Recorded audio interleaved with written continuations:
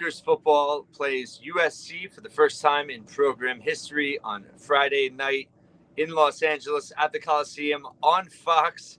Whenever game one of the World Series ends, David Anderson here to help preview the action. David, obviously, a very disappointing loss to UCLA. We were here twice last week talking about the season so far and the importance of beating UCLA. Just didn't matter how. You had to win that game. They lose that game.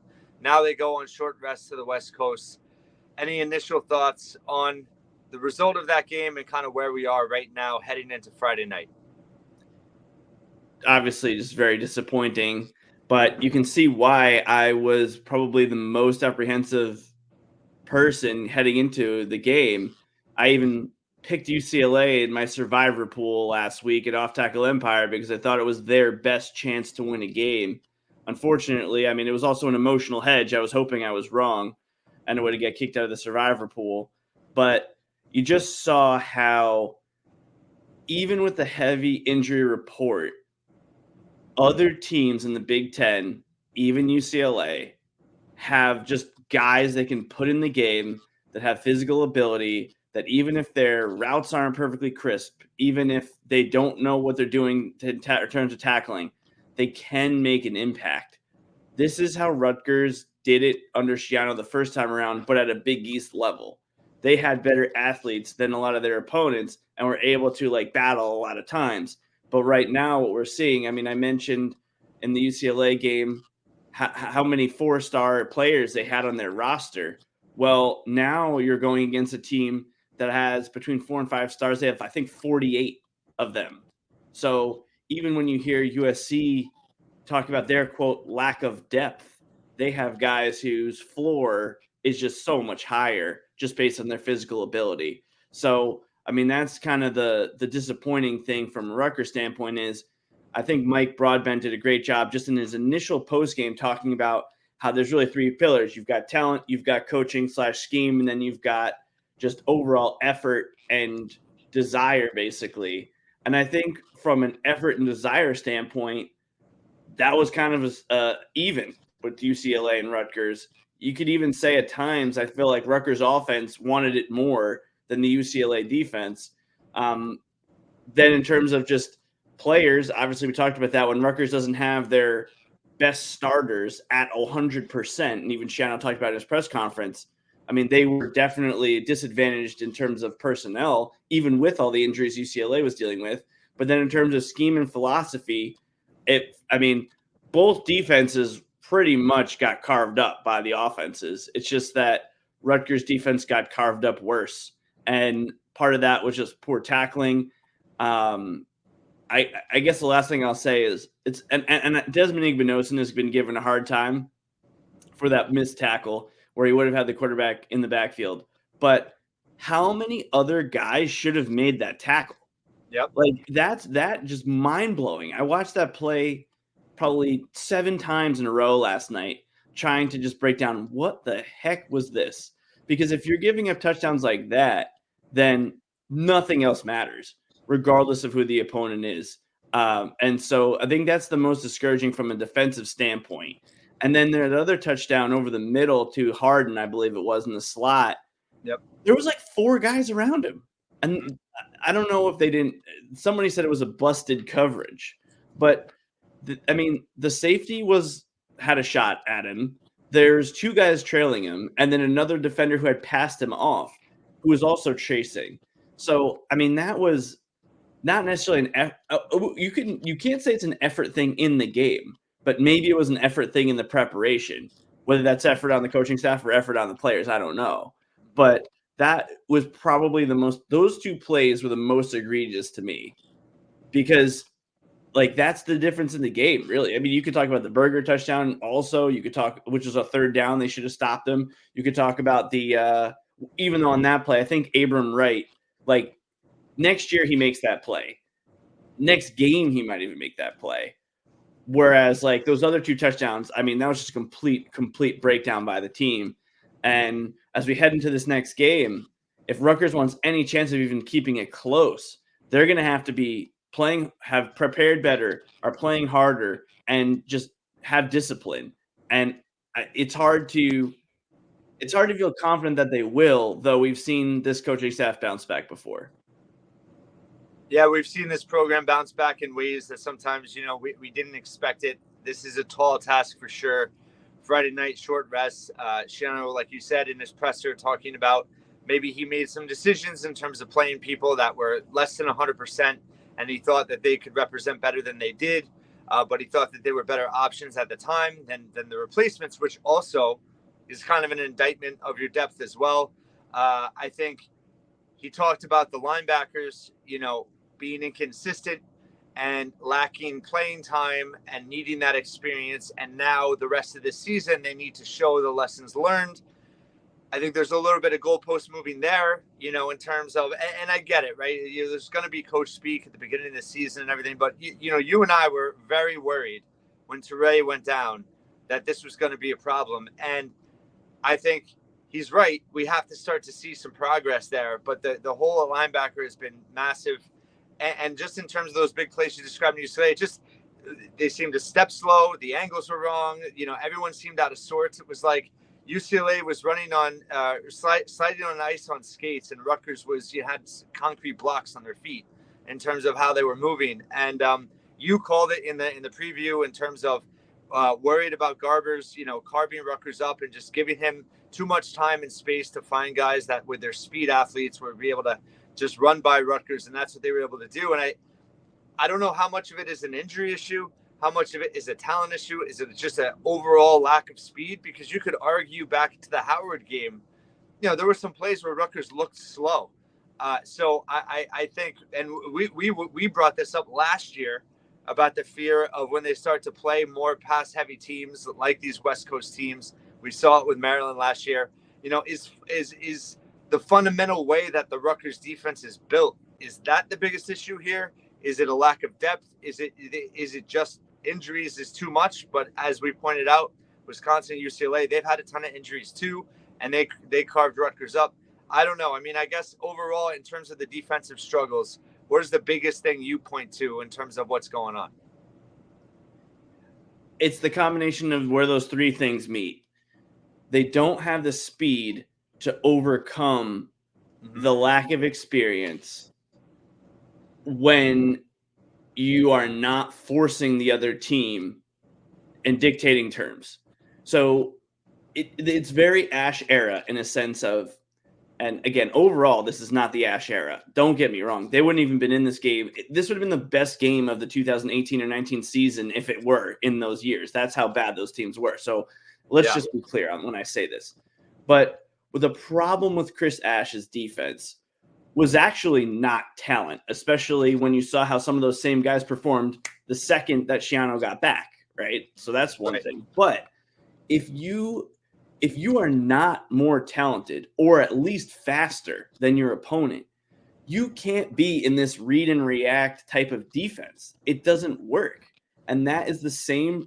And that was why we criticized Chris Ash so heavily. Like, if you can't just think you're Ohio State and you can drop into this cover two and just sit there. That doesn't work. And so we saw, even under the 2018 Chris Ash, he kind of was figuring that out late in the year. A little too late. They still didn't win a Big Ten game. But they figured out, like, okay, we can't just sit back. We're going to get destroyed every single game. And then Shiano comes back. He brings that same fire back. You saw the very first game against Michigan State when they were like sending everybody. And yeah, they gave up a touchdown because Brendan White, one of their better safeties, missed one tackle and there was no help because they had sent everyone on the front. This game was not that. This game wasn't guys missing a tackle because they were a do or die. Like I was saying, the Igmanosin tackle or even like Jalen Berger, like there was the Jalen Berger one maybe because there was really only one or two guys that had a shot at him. But these are just guys sitting back and then guys running past them. That's not, again, if you have either 5-star athletes that have enough speed that can make up for it, fine. Or you have experience, fine. But if you don't have either one of those, then you've got to dictate the terms and be willing to give up a big play because of that. And it seems like this team is somewhere caught in between on defense. Like, are we an aggressive team? Are we not? That game plan against Washington, we talk about this time and time again. Like, they were dictating the ball, where the ball needed to go. They were forcing the ball to certain areas by bringing pressure. And that same type of thing is what you're going to have to do against USC. But I think against USC, you're going to have to do more than that. You're going to really have to pressure him because Miller Moss is probably not as good as Will Rogers, but he's close. And his receivers, there are more of them. Yeah. Right. Rogers was trying to get the ball to Boston and the transfer from Michigan. Right. But the USC, they'll give it to anybody, and all their guys can make plays. So this team is caught in between, and I don't know if they're scared to do that, but we saw Shiano 1.0 defenses at least keep it close against superior teams because they were willing to just like let it ride. And this is why I really, and I know I'm on a little bit of a rant here, but this is why I don't care about the final score if in most games. If you lose by 40 to USC because you tried to win and they played a good game, so be it. But if you just sit back, you will not win this game. There is no way you win. And I know last week I was just saying about giving pressure. They got a little bit. They blitzed a decent amount, but it just wasn't enough defensively. And so that's where I'll close my rant with this is you can't get in, the self-scouting is the key. You have to know as a coaching staff, and to your point, if you don't know who's healthy and how healthy they are, this is very difficult. Mm-hmm. But you see all the time these Power 5 teams, or now Power 4, struggle against even Group of 5 teams. Rutgers has more talent than all those teams, for sure, in the country. And how are those teams, competing in these games against elite teams? How? And it's because they do a better job of self-scouting, knowing their team and knowing what they need to do to win. Like in Indiana, they're 7-0, right? Now they haven't beaten anybody of the top 5 talented teams in the Big Ten, but we'll find out in a few weeks about that. And just the self-scouting with this program is by far the most disappointing thing with this season. Like, absolutely. Did they just not know how fast or where the guys were in their development? I don't know. But you look at it now and like we were delusional to think that they were going to have a special season, unfortunately. Yeah, I think to your point, in terms of being stuck in between and the poor self-scouting, we've talked about this before. It's that they're trying to play a certain way with personnel they don't have to play that style. And with offense, trying to run it up the gut without much, variation, with an offensive line that can't generate consistent, holes for the running backs is just like the defense, being able to react in space with speed when they don't have it. It's been very frustrating. It has been kind of inconsistent, in terms of offense in this game. I mean, you and I haven't even talked about this, but like I was in favor of what Shiano did with the 2-point conversions, and he talked about needing to get points in this game due to fewer possessions. But then he punts on 4th and 2 on the 48. So it's like those are two inconsistent decisions. Like if you're going to do one, do the other. I don't really understand the difference. But yeah, it came out. But then when you go for the 2-point conversion, which I agreed with, then you're throwing to Demir Miller on the 3 or 4 yard line when he has to get in the end zone. It's just it's the decision making, it's the execution, it's the lack of depth. And again, we've talked about this, but we're talking about the too deep. Right. It should be at a level that, your backups, you don't have such a severe drop off. And there's over 40 seniors on this team. And there's a lot of guys that just haven't even gotten on the field that they obviously don't feel are ready or that can contribute. So it's, I thought that was the most telling thing that Shiano said in the presser, in terms of the decision-making of guys that are less than 100%. And it will be interesting to see how much of a difference there is if there are certain guys, starters that don't play this week, because that would indicate they weren't 100% and he decided to change the course. But, I almost feel like this is a game that if that's the case, give newer guys a chance and just see what you got going into the bye week. With all the health issues you have, and see who might be able to gain some experience, show certain things you didn't know. Because as you said, the self-scouting has been really poor. And I fear it's almost like they don't have answers. Yeah, I mean, I know we're being harsh critics because, like you said, we're comparing our preseason expectations for this team, right?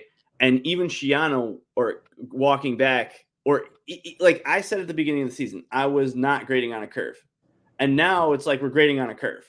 Yeah. So that's the hard part for me, like as a fan.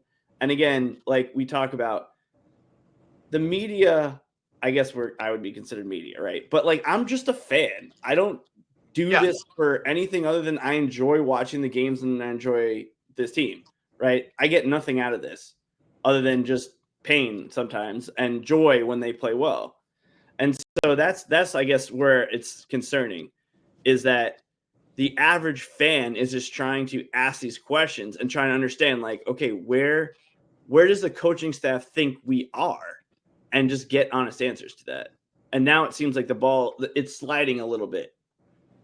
Well, and I've talked about, like last year when everyone was saying, 6-6 was the goal and they'd be happy with that.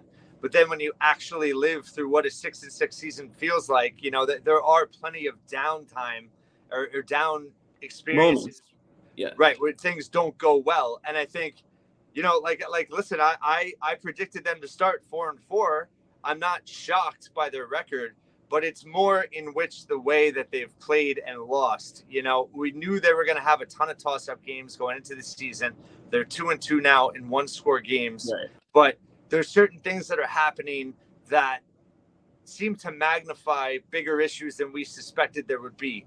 It could have very well gone like a Nebraska team of Scott Frost era, where they lose 6 one-score games, and we're like, you know what, they really weren't that far away.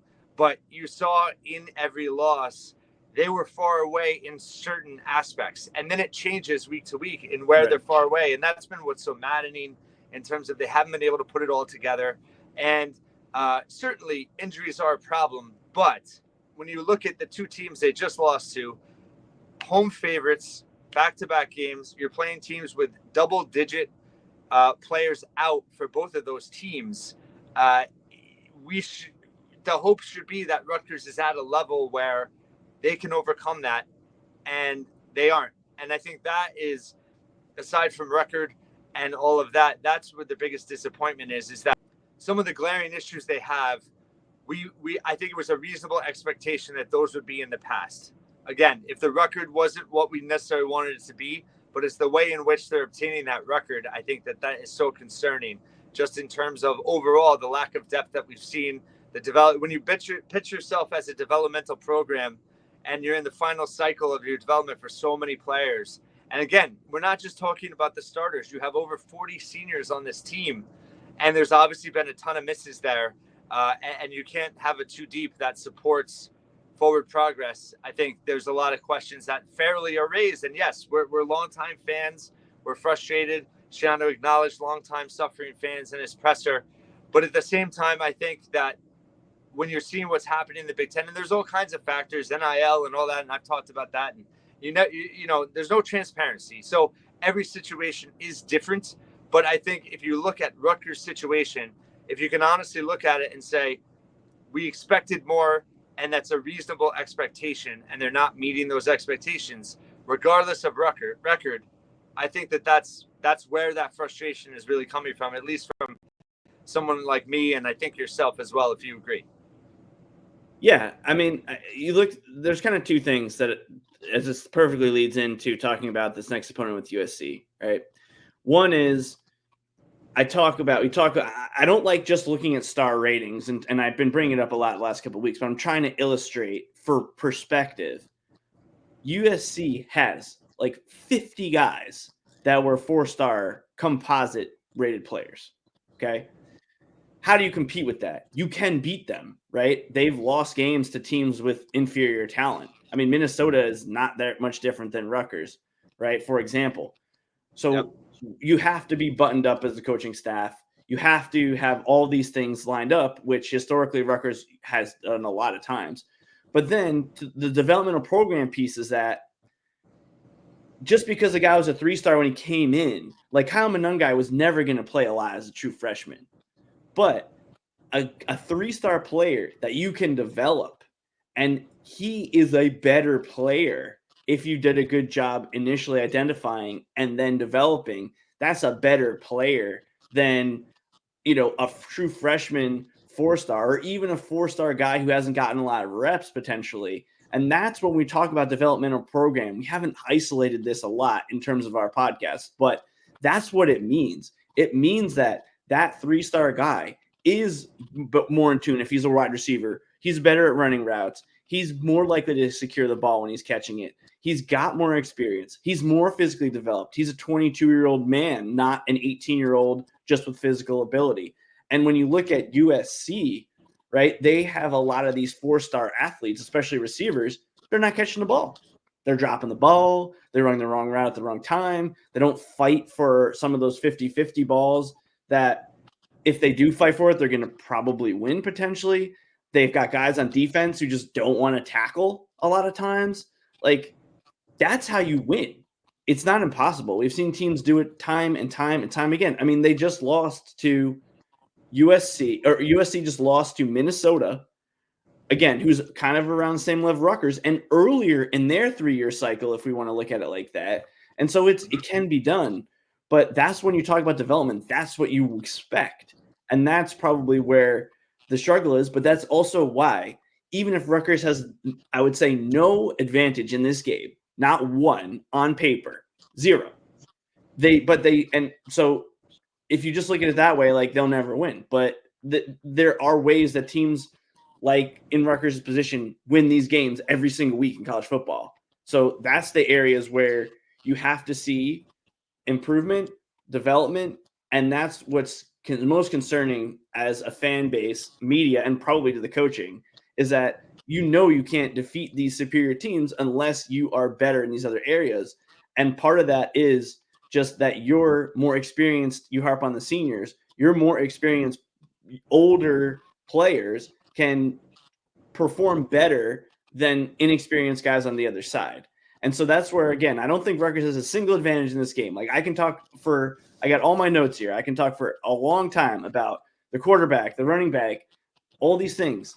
But unless Rutgers is better coached, better schemed, and comes with more effort, they're not going to just outplay UCLA or even UCLA or USC this week just on pure man-on-man. And so that's really where we go with this one. I mean, and then the second part, that was my first point. The second point is with NIL. If you I listened to 4 different USC podcasts yesterday in one single traffic jam. So that'll tell you all you need to know about the traffic that I was in. But what's interesting to me is how they complain about NIL. USC, they're complaining about NIL. So everyone complains about NIL except for, I guess, Georgia or Texas. So Ohio State, right? Like, everyone complains about it. So, but there are varying degrees. I mean, supposedly there was a luncheon where USC, Ronnie Lott had made a point. This might have been, I forget whose podcast. So Ronnie Lott had said that they only had $8 million for NIL last year, whether that's true or not. And then in that luncheon, supposedly they raised $12 million. I don't know if that's $12 million for 1 year, if that's $12 million for 5 years. I don't know. But they're raised more money in 3 hours than sure most Big Ten teams raise for an entire year. Yeah. So, and they're complaining about NIL. They complain about lack of depth. And so it just goes to show you that you can not necessarily overcome in every single game, but as a program, it's more than just NIL. It's more than just specific players. Yeah, well, and I think this is a perfect week where I'm going to be looking at, and I know you'll be looking at, what are the coaches doing to give themselves a chance? And right. I think, one thing Rutgers has done a poor job of this year is, there are instances where you generate your own luck, where you're doing certain things that lead to positive developments. And I think defensively is a great example where they're not bringing that energy. They're not bringing that swarm. They're not, and again, injuries are part of that. But when you sit back, it's like same thing you've talked about in terms of not going for the pump block every time. it's a mentality type thing where if you're not all in terms of this style, and Rutgers has always been its best under Schiano when they're trying to create advantages of being aggressive, being more tough. And, we've seen kind of a walk back from that this year on the defensive side, special teams wise. And then offensively, just there's been a lack of creativity at times where you're trying to just jam it down their throats and you don't have the personnel to do that. So it's been very frustrating. But I think in this USC game, that there's if they have any chance at all, the defense has to create some turnovers and create some short fields for the offense. If you can't get that, I don't think you have a chance. So how does the staff approach that aspect or that key piece? I think that's really what I'm going to be looking at there. And then offensively, I thought it was encouraging that when they went a little bit more up tempo against UCLA, they played better. And, Ethan seemed to respond really well. The receivers were engaged. I thought their route running was better. They were more sure-handed for sure. So I thought offensively, they showed some real hope that, maybe a little bit of a change in style. Can they build on that? Can they do that again this week? And then defensively have a better scheme in terms of how they're approaching a more talented, better offense, albeit streaky at times. Because I think the one way you beat this team, the one way Rutgers wins, is you defeat the will of USC. Because although you have the more talented team, if Rutgers can punch them in the mouth, USC very well could not respond. It's going to be not a great crowd. You have Dodgers-Yankees game 1, obviously in LA. It's a late Friday night, but in West Coast time, 8, 9 o'clock kickoff, whatever. But they're not going to have a crowd advantage like they normally do.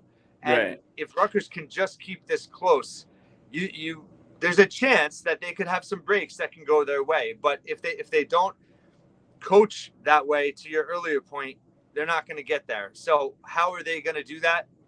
We'll see. Yeah. Any thoughts there? Yeah, I mean, I guess if we want to talk about the USC offense and actually get into some of the nitty gritty here, I mean, their quarterback, if he has time, he can throw for a lot of yards. Now, he's been a little bit banged up. They complain about their offensive line. Their offensive line, they're just not mobile a lot of times. They'll completely whiff on blocks at times. So this is where the old school Rutgers style of smaller, quicker defensive linemen, like I think Keontae Hamilton especially played great last week, and not just from his amazing defensive play, which is one of the best plays I've ever seen a Rutgers defender make, but in general, he with his wrestling background is a good fit to just get past the offensive lineman who won't even get a hand on him at times, because they do struggle. They're one of the best analyses I heard was talking about how their offensive line on USC, they pull so slow that they can't get to the block that they need to make.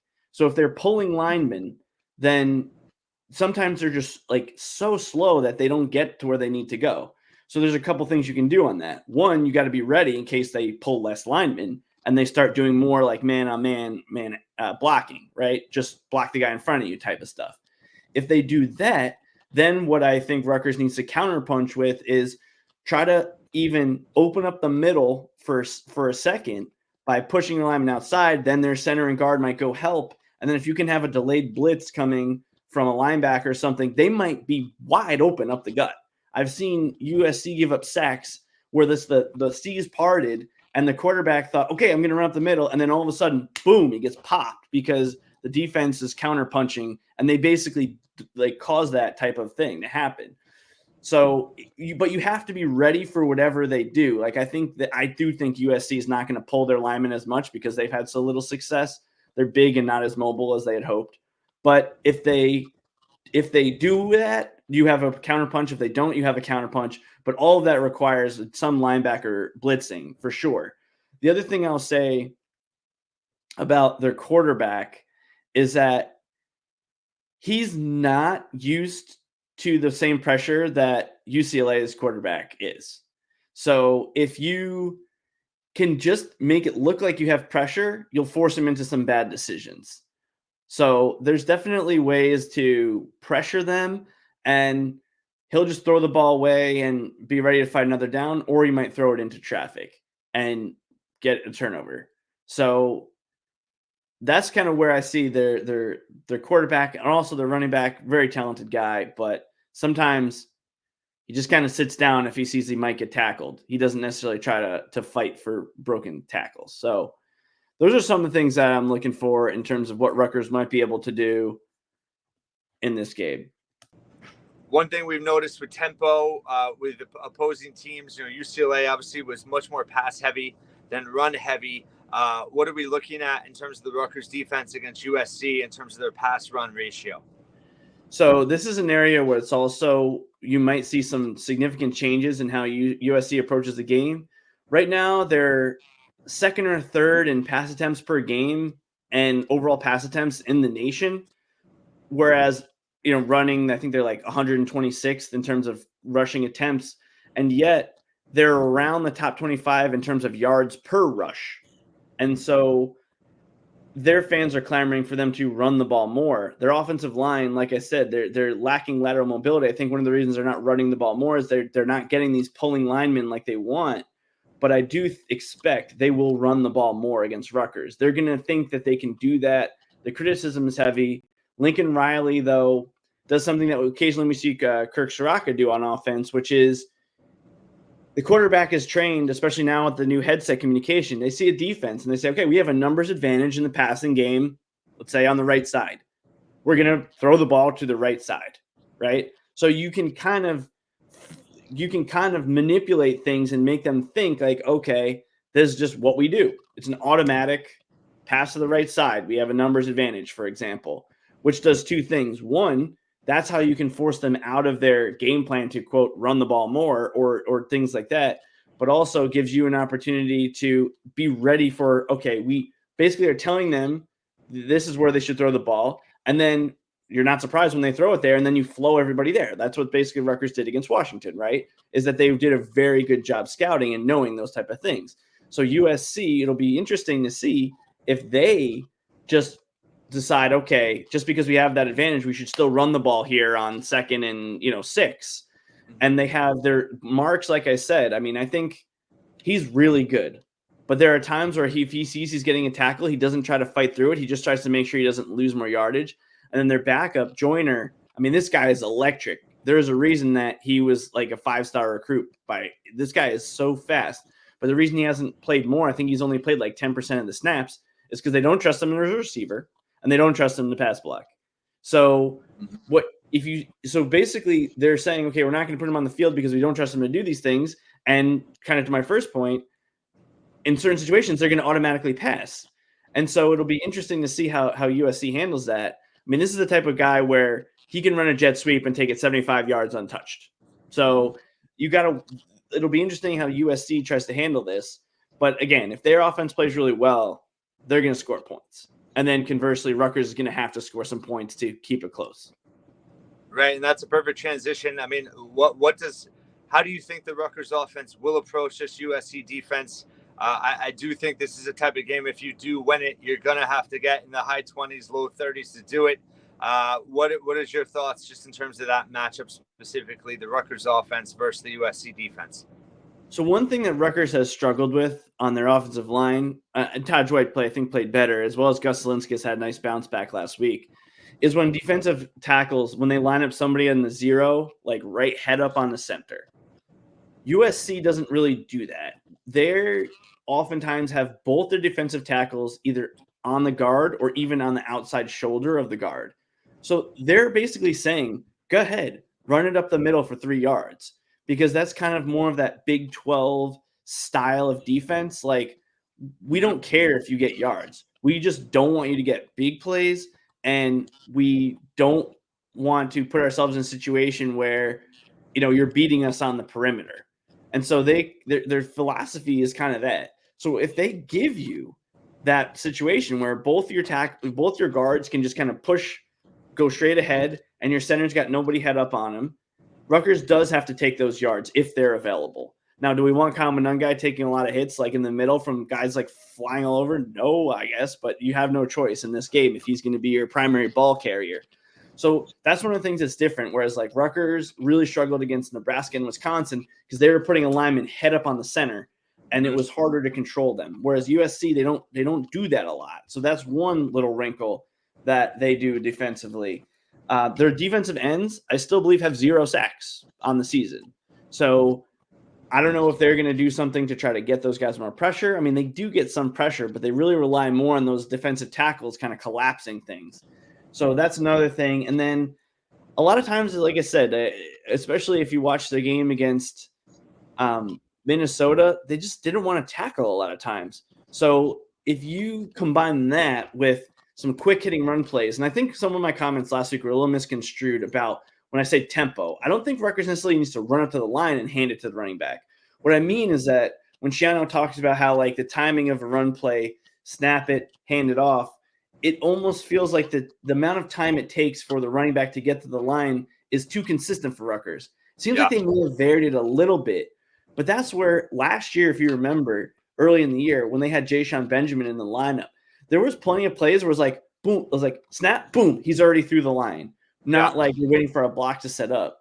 And so a lot of times if they're going to give you those plays in the middle, you're going to get more yards if you just go quick. Or even if Ethan Kaliakmanis sees it and, just takes a snap and just runs forward, and even if he slides down, like they're going to give you some of that on their defense, and you have to just be willing to take it. And then maybe a couple times you can pop one for a little bit of a longer gain.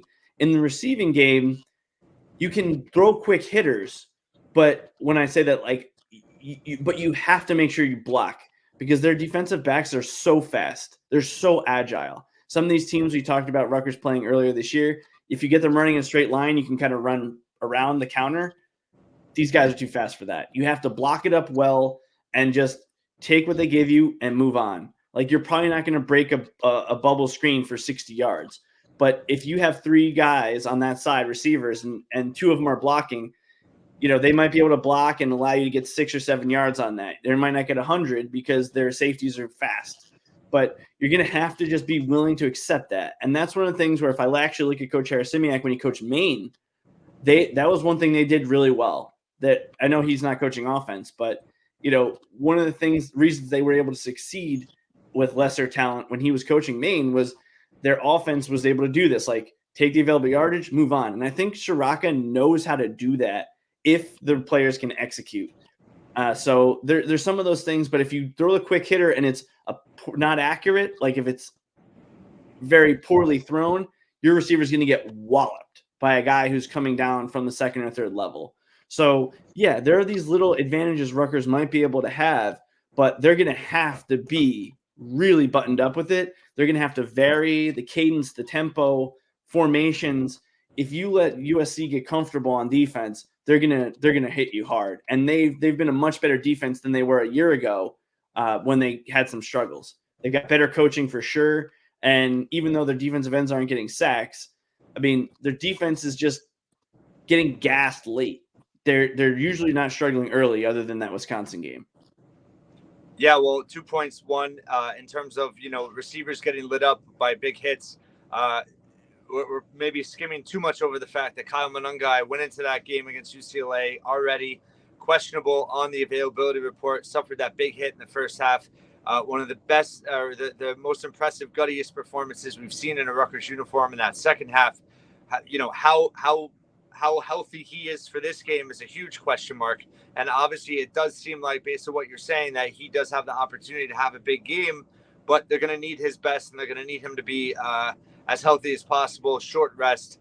It's going to be interesting to see how he does. And then just, yes, to your point, the Southern Cal defense has gotten tired at times.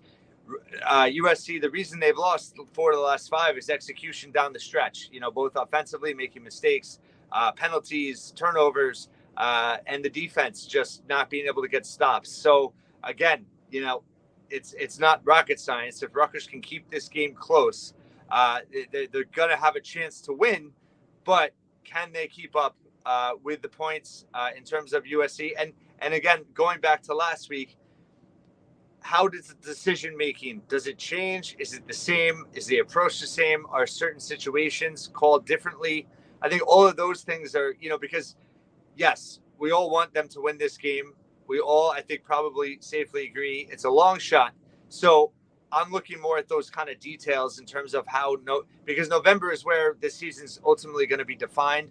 Of course, this opportunity, if you can somehow win this game, it's going to change the narrative of the season. It's going to change your whole approach, or I guess perspective from a fan base perspective going into the bye week. It's going to give you that extra week to really get right in all phases going into that winnable but challenging 4-game stretch. But even if they don't, I think it's what can they get out of this game that maybe they figure things out about themselves that will be useful and beneficial when they get to that do or die stretch in November. Yeah, I think Rutgers has one weapon that they haven't had in a decade, and they're starting to really figure out how to use it, and that's the deep sideline accuracy of Ethan Kaliakmanis.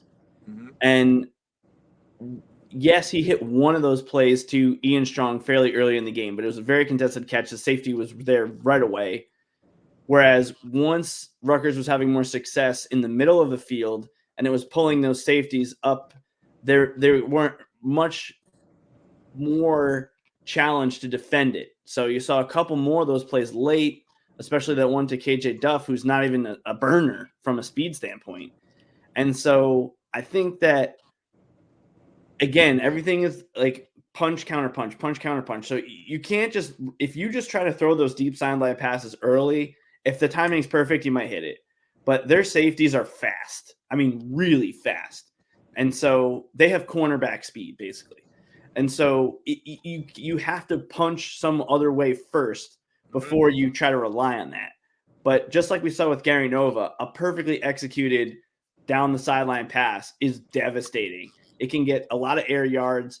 It can be fairly low risk if the DB doesn't turn their head a lot, which a lot of times USC guys don't. And so that's one thing.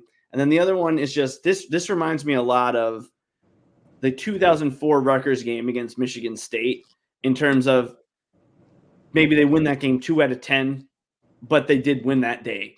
And that was because they came with more energy. I know that was a home game. It was the first game of my freshman year of college. Wasn't even at the game. Didn't expect them to win because I didn't go to Rutgers, as probably a lot of listeners know. And so there is an avenue to victory. I mean, that Michigan State team had Drew Stanton, who had a long NFL career as a quarterback, and Rutgers won that game. So there are things that you got to go into this game thinking you can win. This is not playing Michigan, Penn State, or Ohio State for the last decade. This is not that, but this is like one step down. And so there is a way to win this game, but everything's going to have to go right or close to right. Obviously, there's never a perfect game in football, but you got to play well. And then at the same time, if USC just plays their best and they're perfectly prepared and well coached and everything like that, you just tip your cap.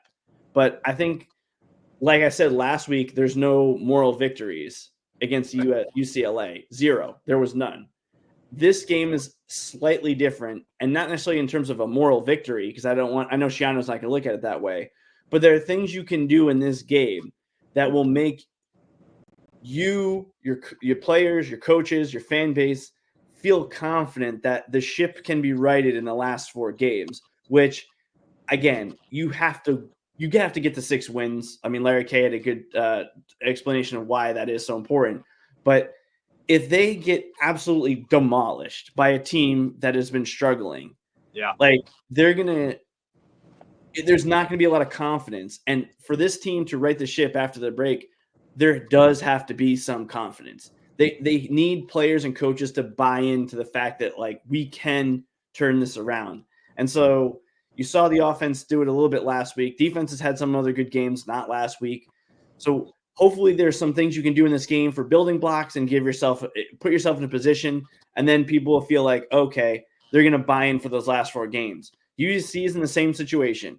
If they play poorly or they lose, so many guys are going to start mentally checking out. They might mentally check out at halftime. Some of these guys that are, have NFL aspirations, or like I said, the running back doesn't always want to take hits. Like, this guy's going to be playing on Sundays. So it's a business decision to not fight for 2 extra yards on, 1st and 10 and just set up a 2nd and 11 instead of 2nd and 8.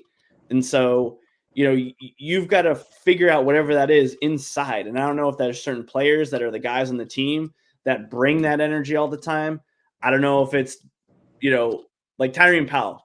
You see him, and when he's in the Ream and Beam podcast, very calm. But when that guy's on the field, he is an absolute wild monster. And so, like, just because off the field he is like calm and polite and everything like that, you see it on the field and he's like blowing up offensive guards and swatting at the ball. Like, who's going to bring that this game? And I think not only for this game, but who are those guys that are going to carry that like energy and like, we're not going to go down without a fight for the rest of this season? Who are those guys? And that's what we want to see as a fan base in this Friday night game against USC. I actually don't mind it because my son's birthday party is on Saturday, so it would have been hard to both watch the game and have the party. And then also I've got a hockey game that starts at the same time, so I'll miss the first quarter and a half, but then I'll be up anyway. So I'll be tuned in. Hopefully Rutgers can put up a good effort and exploit some of these weaknesses that obviously a 3-4 team has, regardless of their talent level. Well, and I think to your point, is Rutgers the team that wants it more in this game? Doesn't necessarily mean they're going to win it. They're not the more talented team. But I also like the fact that I think there really is no pressure on them in this game. I think they probably felt a lot of pressure at home the last 2 weeks. You get out of town, you're in a completely new environment. You've been out there for 2 days now. I think their heads can be clear. They could just go in this game and just play. And I think that if you see that positive benefit of them just wanting it and doing their best, whatever that is. And like you said, if they lose by 3 touchdowns, but we felt like they put good effort into it and they did some things that they can utilize in that closing stretch of the season, that's going to be beneficial. And the longer you're in this game, the more pressure is going to be on USC, and potentially the more checked out they're going to be as well. So I think that's a huge part of it. But I think getting out of Dodge and being on the West Coast could actually be a big benefit in this game against an opponent no one expects them to beat. It could be a breath of fresh air for this team. And we joked about it before we came on, but we'll end it with that, is that this could be the least watched Big Ten game maybe ever in the modern era, just from the fact that it's not going to start till after game 1 of the World Series is over. This game's not going to finish till probably 3 a.m. I'm actually training mentally to be able to, I'm old, to be able to stay up for this game and be able to do rapid reaction. So that should be one of the more hopefully entertaining ones, but hopefully we have a lot to recap next week as we go into the bye. I know I asked you before, but any last closing final thoughts for you before we go? Yeah, so much like we saw Rutgers, I think, try to ride it out one more week with what they were doing, especially on defense, and thinking they was enough to beat UCLA. It will be interesting if USC tries to do the same thing. Like I talked about some of the schematic things that they might change, especially on their offense. They're probably not going to change anything on their defense, but on their offense. But I kind of think that they're going to go into this game on offense thinking we're just going to do what we do for another week. We'll keep any good plays that we have in the bag for Washington the following week, which is some of their guys I'm sure are looking more ahead to that than they are to Rutgers. And so there's probably ways on defense that you can get those little advantages because their offense is probably going to think, hey, we can just go in against Rutgers, do what we do, and come out of here clean and easy. And so I do think that that's an area that Greg Schiano historically has really, really exploited well in his coaching tenure when he would go against other more stubborn, especially offensive stubborn coaches. So that gives me reason to believe that Rutgers can fight early, much like Wisconsin jumped out to a big lead against USC before, imploding. And I know Wisconsin kind of destroyed Rutgers, but in terms of just they were at a talent disadvantage. They did what they wanted to do. USC was kind of on their heels until they figured it out. And so hopefully Rutgers can just throw a couple punches early, give themselves a chance, get the crowd out of it. And again, if this was 20 years ago, I'm talking about that 2004, for example, season, we would be salivating at the opportunity for a 1 or 2 in 10 chance to beat USC. Imagine, we would have been psyched tailgating for 24 hours before the game, even though Rutgers is coming into this game 4-3, right? That's how much of a golden opportunity this is. Yep. And so hopefully they can show us that they want to be the aggressor and take advantage of that. Even in a down year, a win against USC on the road in the situation that Rutgers is currently in, it would just be a massive, massive pickup. And that's where you have to look at the opportunity here. Although pessimism is at an all-time high this season. Stranger things have happened. Let's hope we have a lot to talk about in a positive way during the bye week. As always, David Anderson, thank you so much for your great insight. And thank you once again for listening. Rutgers at USC Friday night in the Coliseum. Get your coffee, caffeine, energy, 5-hour energy, Monster, whatever it takes. Yeah, do what you have to do to make it through, and hopefully Rutgers rewards everyone with doing so. And we'll talk to you next week. I'll have my recap after the game at some point in the middle of the night, and we'll talk to you then. Take care, and thanks so much for listening once again here at the Scarlet Faithful podcast. Beat LA.